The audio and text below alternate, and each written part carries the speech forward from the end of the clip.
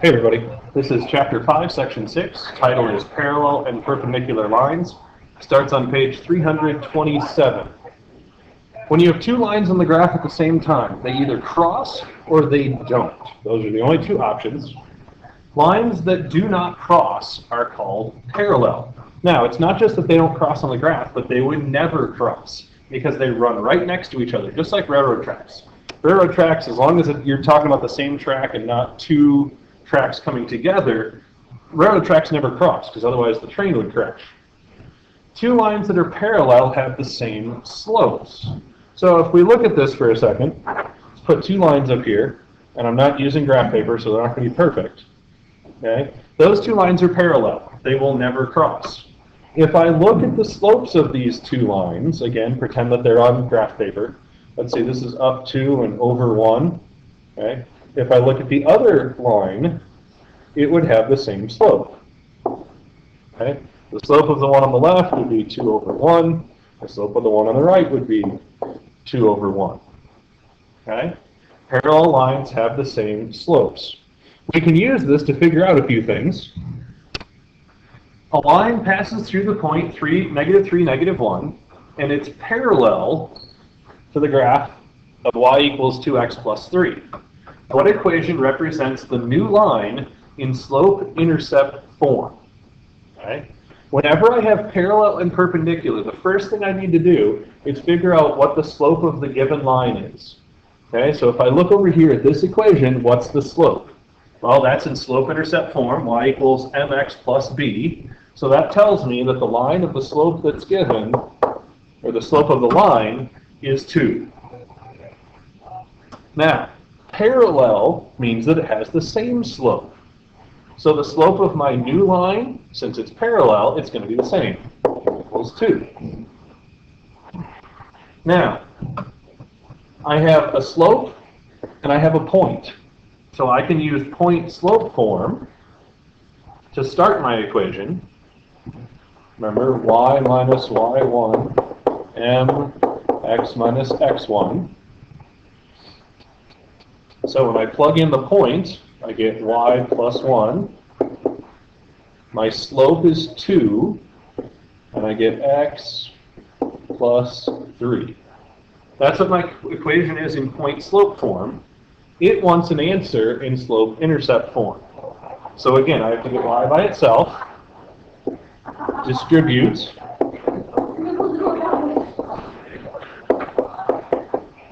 now I have to get y by itself. Subtract 1 from both sides, and I end up with an answer in slope-intercept form.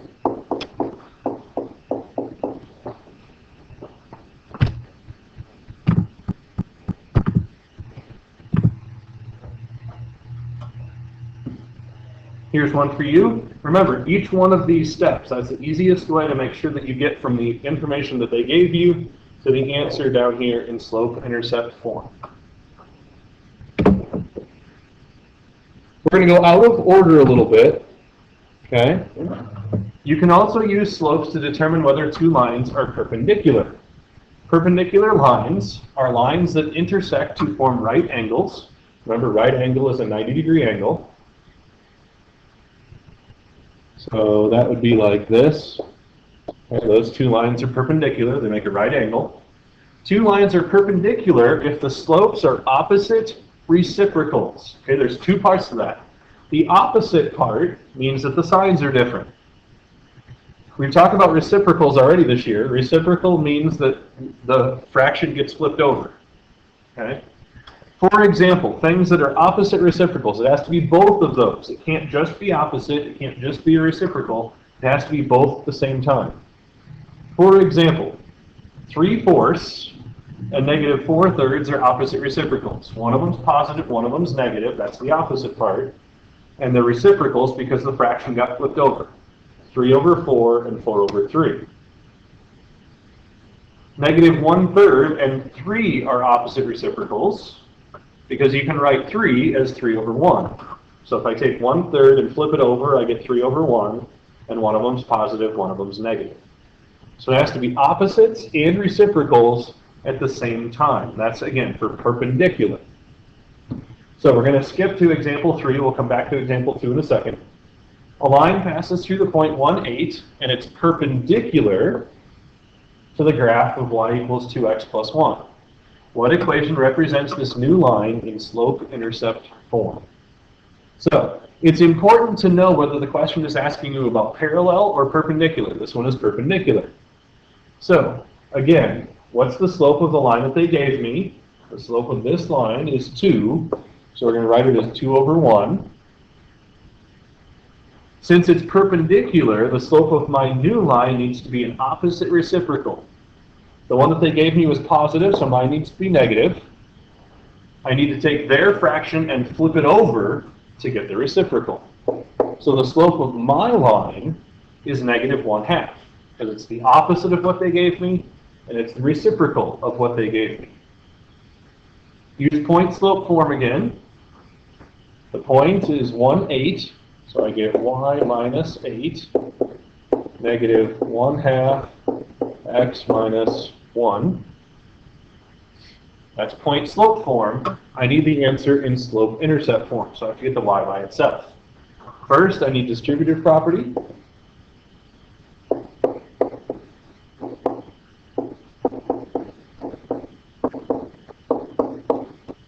I could have also cleared fractions there. That would work also.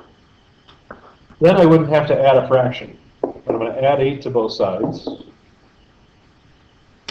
Those cancel, and in slope-intercept form, y equals negative 1/2 x plus 8.5.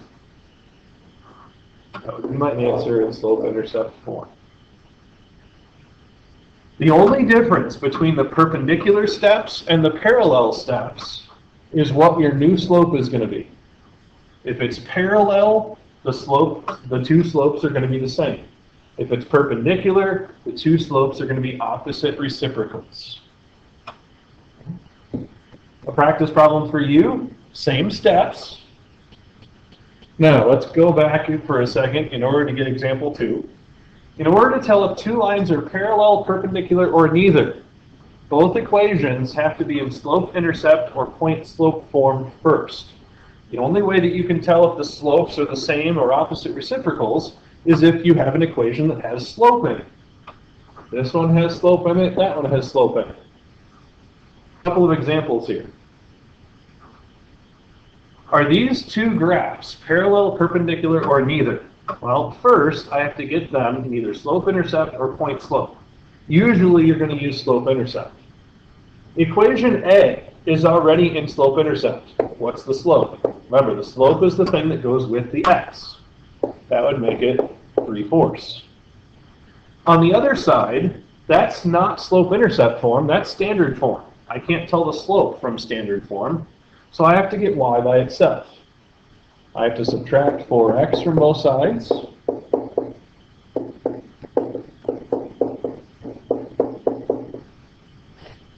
And now in order to get y by itself, I have to divide by negative 3.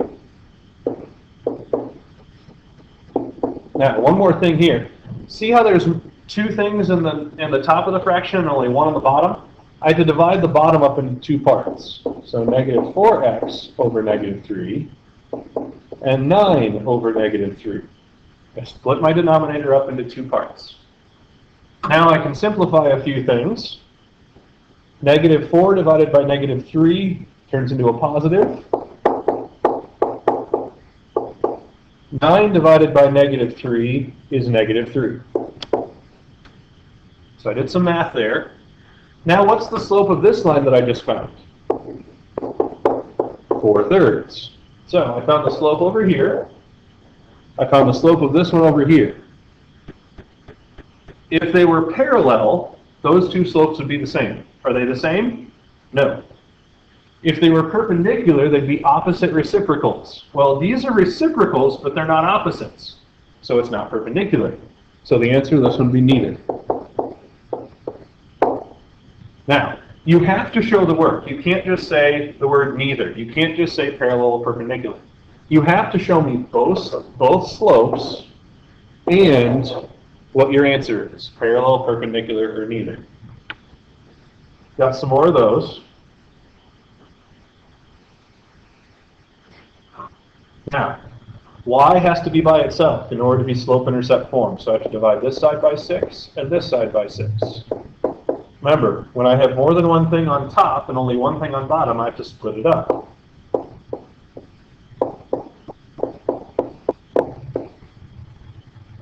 Okay, do a little bit of algebra there. What is the slope of this equation? It's the negative 1/6. This one over here is already in slope-intercept form, so I can just write down the slope. Those are my two slopes.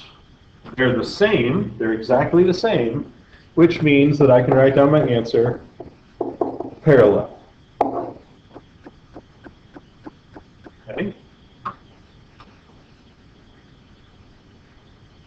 One more example here.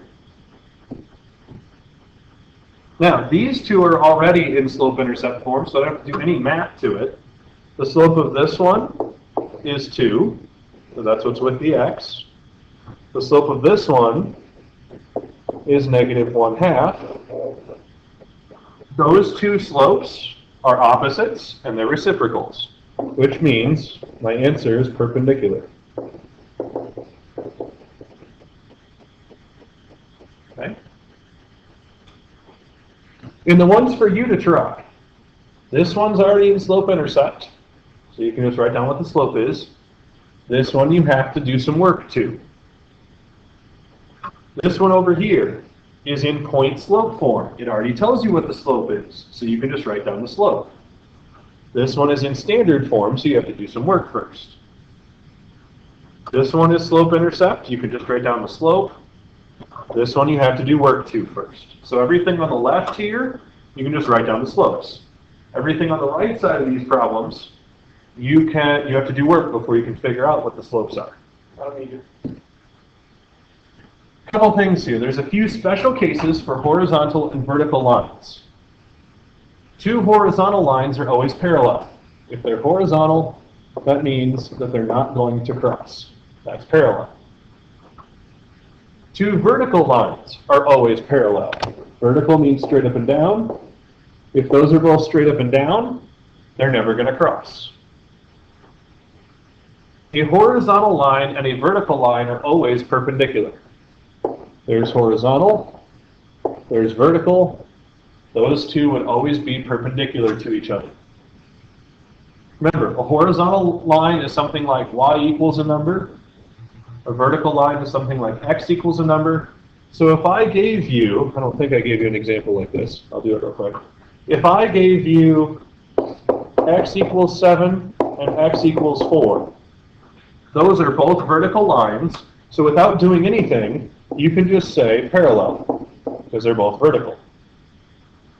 Y equals 3, y equals negative 2. Those are both y equals, which means that they're both horizontal, which means parallel. And then if I have one of each, x equals 3, y equals 7. If I have one of each, without doing any work, I can say that those are perpendicular, because I've got one that's horizontal, one that's vertical. No practice problems for those. I just wanted to show you that in there as well. Spots for questions, comments, and concerns?